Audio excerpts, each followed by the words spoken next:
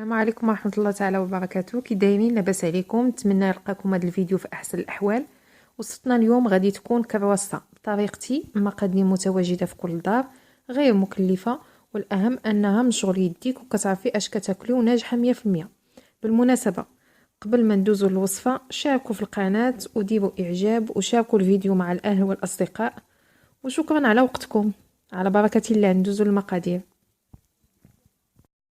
بسم الله. كنحتاجو نص كيلو ديال الفورص، معلقه ونص ديال الخميره حبيبات، الملحه حسب الذوق، دانون ياغورت طبيعي بدون سكر، 2 معالق كبار ديال سنيده، 4 كاس ديال زيت المائده، كاس ديال الحليب ديال دافي ديال العنبه، انا كنعبر بالعنبه، ونص ساشيه ديال الخميره ديال الحلوه، اولا معلقه راس المعلقه صغيره. المهم هاد الساشيه قسموها على 2. على بركه الله. بسم الله. كمرحله اولى ناخذ هذا الكاس ديال الحليب نديرو هنا، غادي نزيدو عليه الخميره كي قلنا معلقه ونص، ها هي، وغادي نزيدو عليه السنيده، نديرو معلقه سنيده، وغادي ناخذوا هذا الفورص، غادي ناخذوا منه 2 معالق ولا 3 كاع، 1 2 3.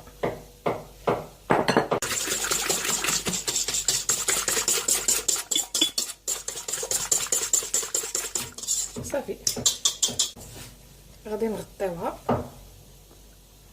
ونخليوها جانبا ترتاح تتفاعل لينا ديك الخميره، وعاد نكملوا ان شاء الله بحول الله.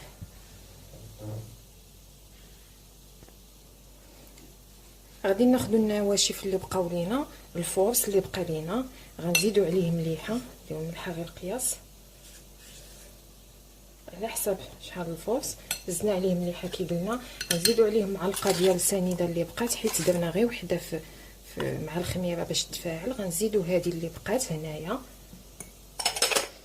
وغنزيدوا الخميره كيف قلنا. غادي نقسموا هذه على 2، غادي نحلها كامله باش نعرف القصيم. هانتوما باش ما هي، غادي ندير غير النص ديالها صافي. هادي غنجمعها صافي. دابا ملي خليت النواشف هاهما، غادي نخليهم جانبا حتى تفاعل لينا ونكملوا ان شاء الله بحول الله. ها هو الخليط ديالنا من بعد ما تفاعل. كنزيدوا عليه ان شاء الله داكشي اللي بقى، 4 كاس ديال الزيت،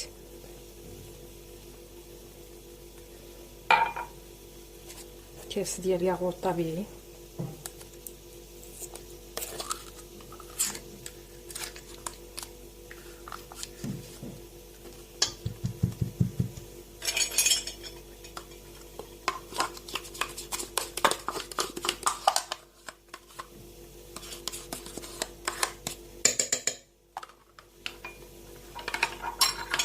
وكنزيدوا عليه النواشف اللي بقاو.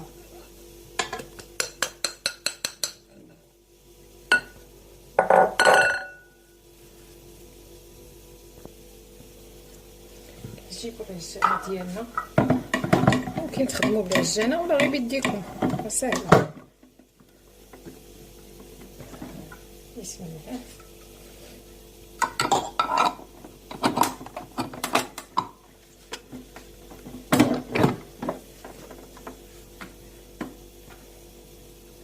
بسم الله. كنخلطوه في البدايه غير بشويه، ومن بعد عاد كنصبعو. بسم الله.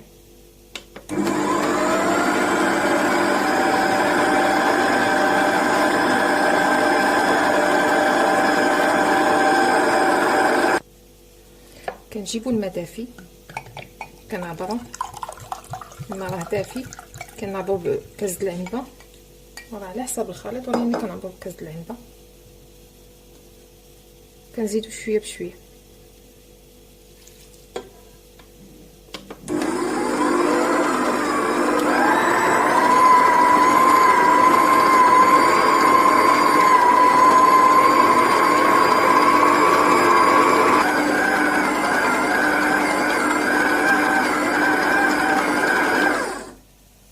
بعد ما كتعجن كتولي على هذا الشكل.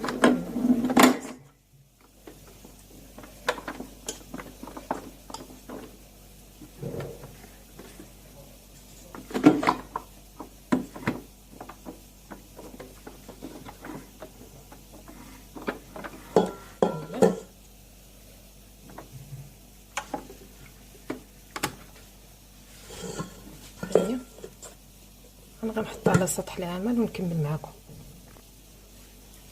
كناخذ شويه ديال الخل ولا الحامض ولا باش نعقم البلاصه. راه ديجا مسحه من ضروري الانسان يعقم البلاصه اللي غيخدم فيها مزيان. كنجيب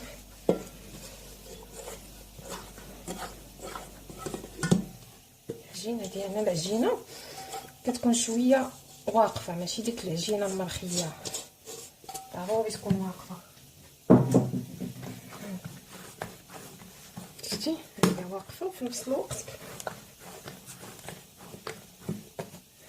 نزيدو غير نجمعوها شويه ندلكوها شي شويه صافي.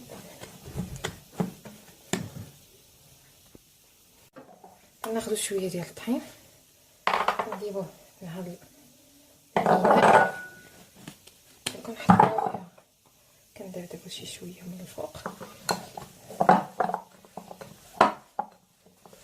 صافي باش ما تلصقش.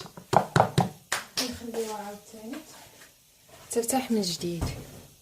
ها هي انا نخليوها ترتاح. بسم الله. كندوزو للمرحله عاود الاخرى. كنديرو 250 غرام ديال الدقيق، كنديرو مليحه على حسب هذا ديال على حسب هذا الدقيق باش ما يجيش باسل. كناخذوا هذه 250 غرام ديال المارغرين،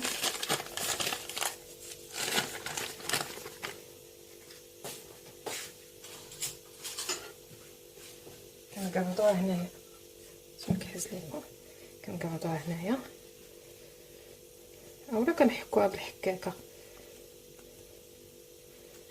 ها هي صافي. كنلبسوها لهاد الطحين مزيان، كنبسبسوها حتى كيشرب الطحين مزيان ديك الزبده.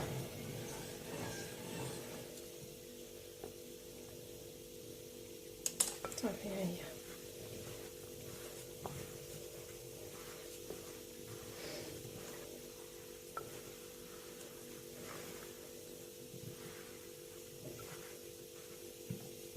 انا غنبسبسها ونرجع لكم ان شاء الله. ها هي كندخل داك الطحين في ديك الزبده، وباش نزيدو نخدموها مزيان ونتاكدوا ان الطحين كله تلبس كنديروا هاد العمليه. كناخذوا الحكاكه ديال اللي كنحكوا بها، كنحكوا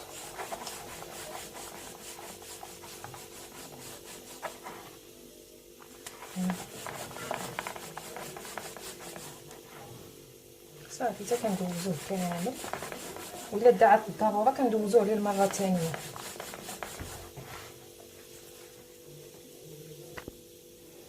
ها هي ماما حكيتها الحكه الاولى الزبده والطحين مليحه، عاود كنحكي الحكه الثانيه باش كتلبس مزيان. بلاتي نوضع هنايا بسم الله باش نحكف هذا شويه كبير.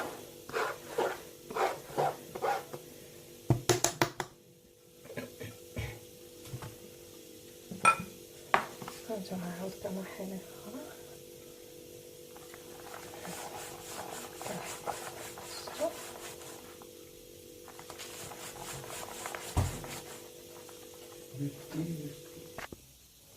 هيا ماما حكيتها الحكه الثانيه.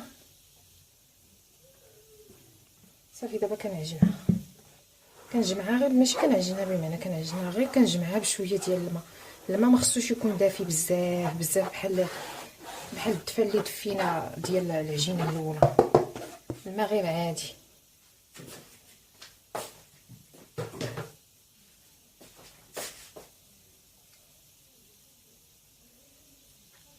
صافي مزيان هاو صافي كنجمعها ما نقدرش نقول لكم شحال الماء على حساب الجميع وصافي ديالها. اللي غتجمع لكم تجي شويه واقفه شاده في راسها. علاش درت ليها هاد العمليه ديال الطحين؟ حيت ملي كنديرو نيشان الزبده في وسط العجينه بعض المرات كتخرج لنا من الجناب، الطحين كيشدها كتولي بحال كتلبسي عجينه في عجينه. هانتوما غتشوفوا ملي غنخدمها غتشوفوا غتفهموا هضرتي. صافي هاهي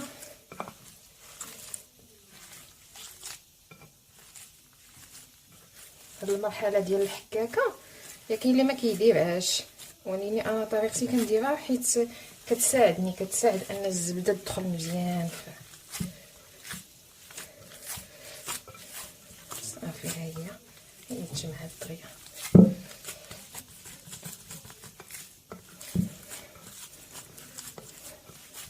صافي كنجمعوها حتى هي وكنغطيوها.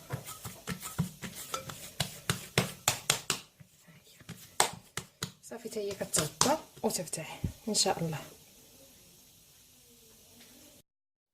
بسم الله. هي من بعد ما خمرات لينا العجينه الاولى بطبيعه الحال، ها هي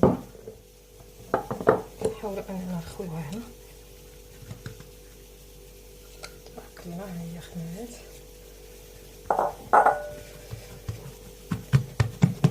كنطفيوها شي شويه، كنحيدو منها داك الهواء.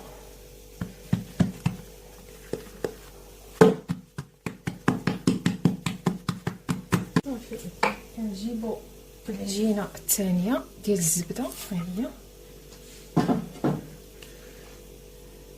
درتو شي شويه. ها هي نتمنى تكونوا كتشوفوها. ها هي العجينه ديال الزبده الثانيه. صافي نحاولوا نسرحوها غير شي شويه بحال هكا، كنقلبوا على هادي بحال رغيف.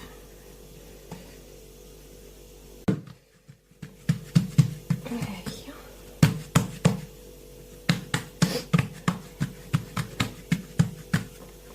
صافي كندير عليها شويه ديال الطحين، غير شويه ما كنكثرش.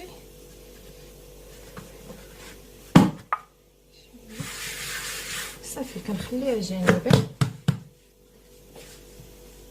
كنغطيها عاوتاني غير على ما تطلق ليا شي شويه. ها هي على ما تطلق ليا شي شويه العجينه ونعاود نخدمها. يلا بقاو معايا ان شاء الله.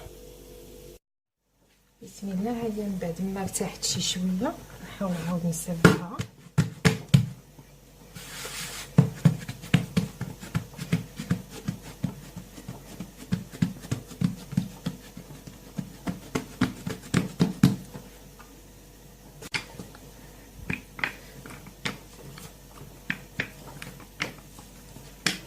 نسرحها مزيان.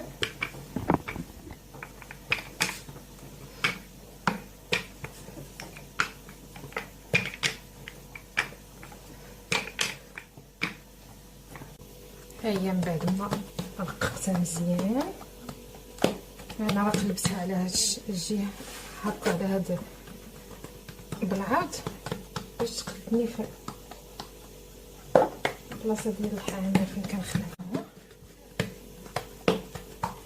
عاود كنشد هاد الجهه بحال الرغيف.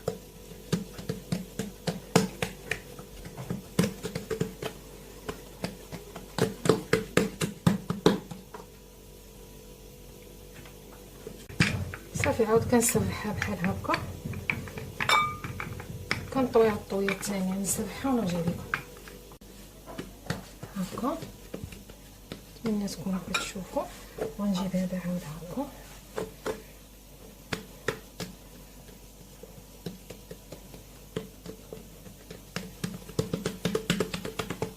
ضروري كنحاول ما امكن نقاد ليها الشكل ديالها، يا مستطيل يا مربع.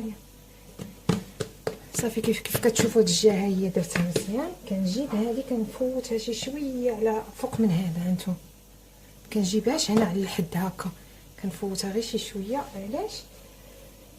باش ما تجيش هاد الخويه هنايا في الطويه.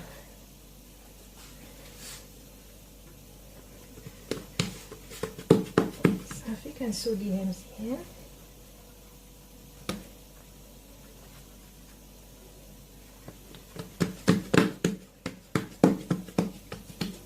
هاهي كنعاود نجيب هذا على هذا،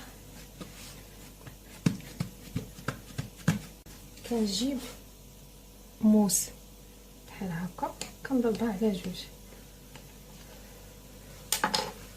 كنشد هذا كنخليه ها هو كنغطيه هنايا حداها.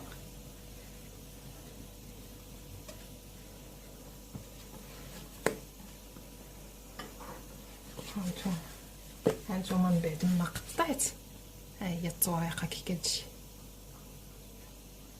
شتي. والهدف من هاد التوراق كنجيب وحده على وحده من هاد الطويان زعما هو التوراق اولا، وثانيا باش ندخل عجينه في عجينه. ديك العجينه الاولى ندخلها في العجينه الثانيه. صافي كنبسط هذه شي شويه وكنبدا نخدم بها. هيا من بعد ما كنسرحوا الطرف الاول كنقطعوه بالموس باش نتحكموا في الخدمه. كنقطعوه على النص، كنطويو هذا كنحطوه على جانبين،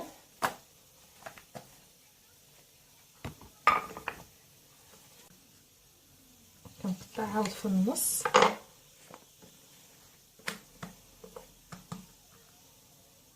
نقطع في النص عاود في النص، كنحصل على 4 الاشرطه، 1 2 3 4. كناخذ الشوكولا، اي شوكولاط متوفر عندكم، نتمنى يكون كيبان لكم. كندير في الوسط، كنلوي اللويه الثانيه حتى الثالثه كاع، وكنقطع. هاهي الشوكولا، كنلوي اللويه الاولى الثانيه الثالثه، صافي كنستمر هكا. كنلوي اللويه الثانيه الثالثه نقطع.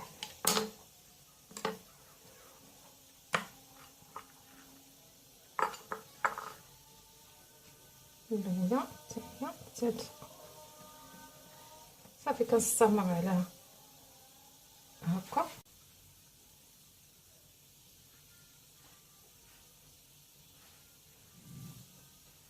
كنلوي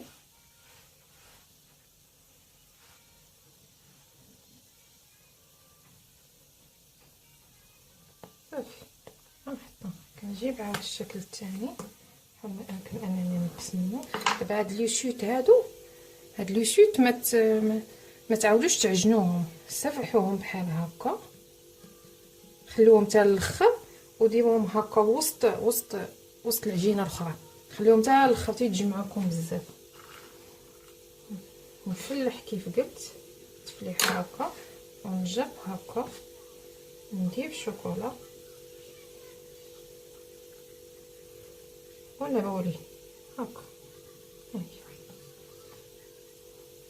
نزيد معكم الثالثه باش ما نطولش، كنفلح بحال هكا.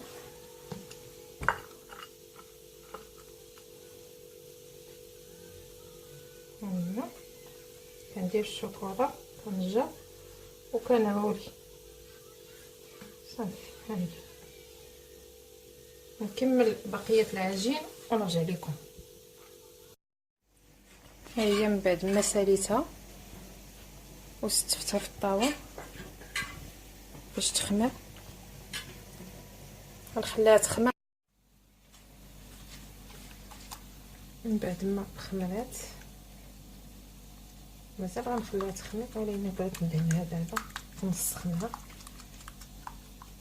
درت بيضه كامله وشويه ديال الخل وقهوه سريعه الذوبان. كنخلط هاد الخليط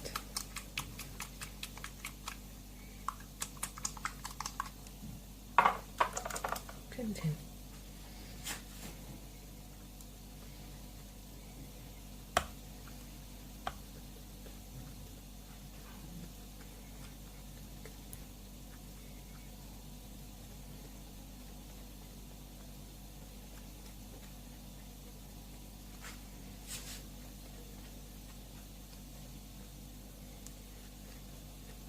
المهم كنستمر في الدهن.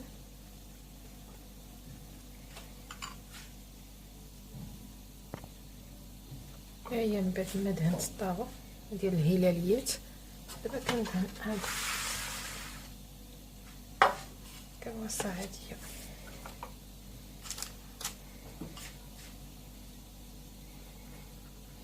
على فكره ديك العجينه الاولى اللي درت اللي خمرت قبل ما نزيد فيها العجينه الثانيه ديال الزبده، هذيك العجينه كتصلح للبيتزا، كتصلح لجميع انواع الفطائر.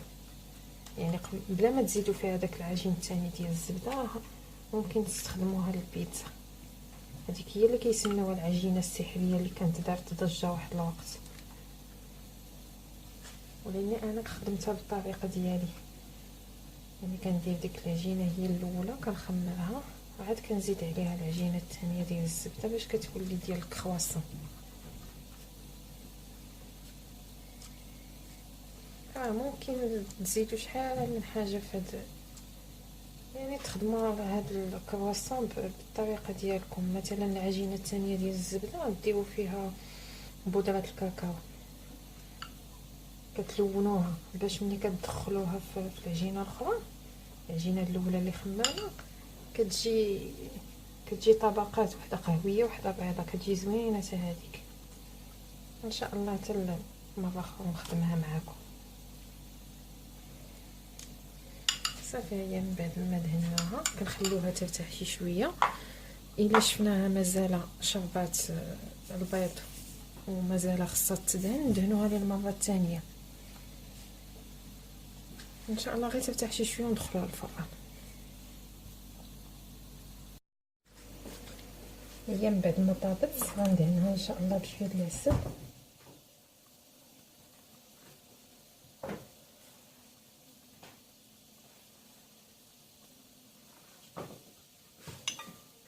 ندير عليها كاكاو.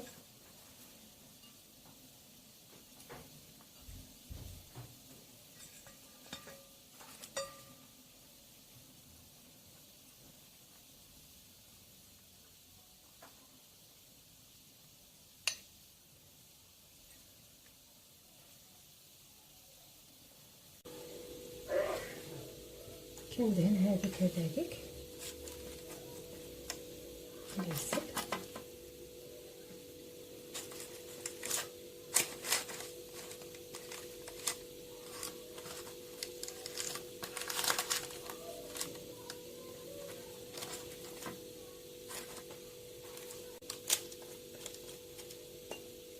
كندير عليها الكاكاو.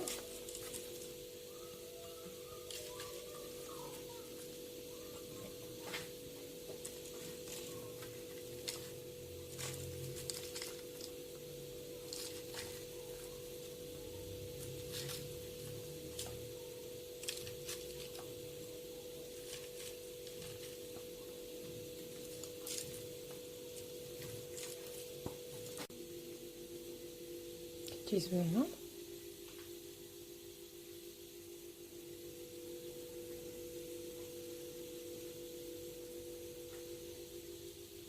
هي غنقسم وحده، هي كي كتجي من الداخل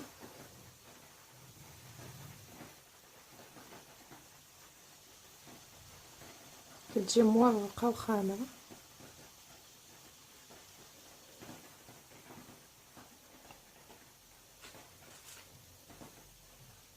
بالصحه والراحه، نتمنى تجربوها.